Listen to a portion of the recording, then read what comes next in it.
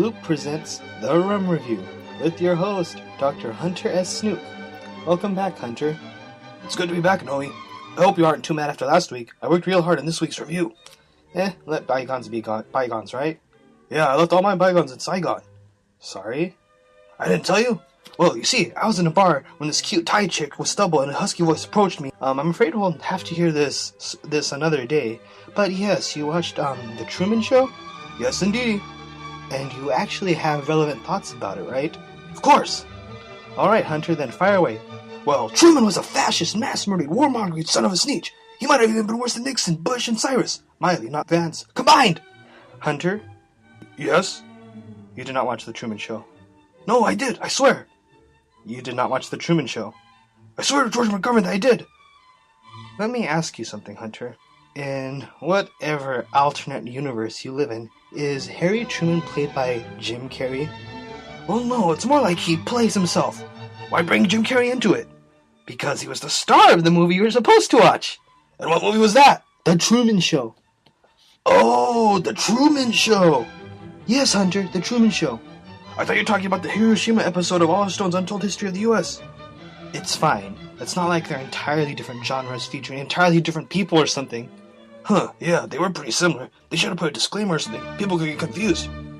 Well, now that we have established that we're talking about the science fiction comedy The Truman Show, what did you think of it? You mean aside from the fact that it's a blatant rip-off of Time Out of Joy and A World of His Own from The Twilight Zone? They're only peripherally similar. Peripherally.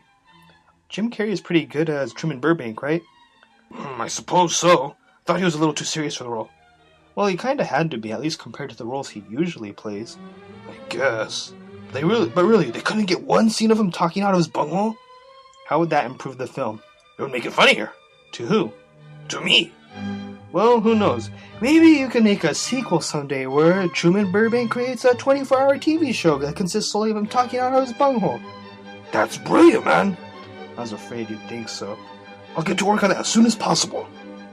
Well, let's cross that bridge when we reach it. So, did you happen to find the film, particularly profound? Oh yes, it raised many serious questions. Like what? Like, what if God has actually Ed Harris in a beret and Nehru jacket? I don't think I'd phrase it that way. But you bring up one of the many things I actually liked about the film. The way the relationship between Truman and Christoph, Ed Harris in the beret and Nehru jacket, paralleled that of mankind and God. And you say I'm high? Well, you are. High on pixie sticks, perhaps. But yes, I really liked how you could tell Christoph had a deep affection for Truman, even though he never showed it. Was that before or after he tried to kill him for trying to escape? Well, at that point he lost it, but afterwards you could tell that he felt really bad enough that he gave Truman the choice to stay in Sea Haven or to leave the show and enter the real world. He took it pretty well, didn't he? Truman? Well, yeah, I probably wouldn't be comfortable talking to a man who just created an artificial storm to prevent me from escaping a giant dome just outside of Hollywood. But you have to keep in mind, he had been the star of an insanely popular TV show all his life. He had just found that out. So it makes sense why, I guess, why he wouldn't feel too pensive about talking to Christoph. Yeah, it was a pretty weird situation to find oneself in. So what did you like about the movie? Laura Linney? Oh yeah, she did a good job too. She's gorgeous. She's cute, I guess. How on earth could Truman not be happy with her? Shoot, the fool realizes his life is a TV show where he's married to a bombshell nurse, and his first thought is to escape?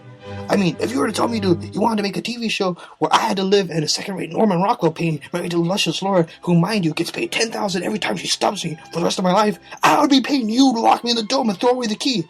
My God, the things I do to... As interesting as that is, we unfortunately are out of time. If you still wish to describe your fantasies at length, Hunter, you can always start a podcast. That's a good idea, too. Man, you're on the good idea roll tonight. Thank you, Hunter. Also, thanks for making this week's review, relatively relevant. No prob, Doc. I'm Dr. Hunter S. Snook, and this has been The Rum Review. Tune in next week for a special Halloween review. Goodbye, Hunter. Bye, Noe.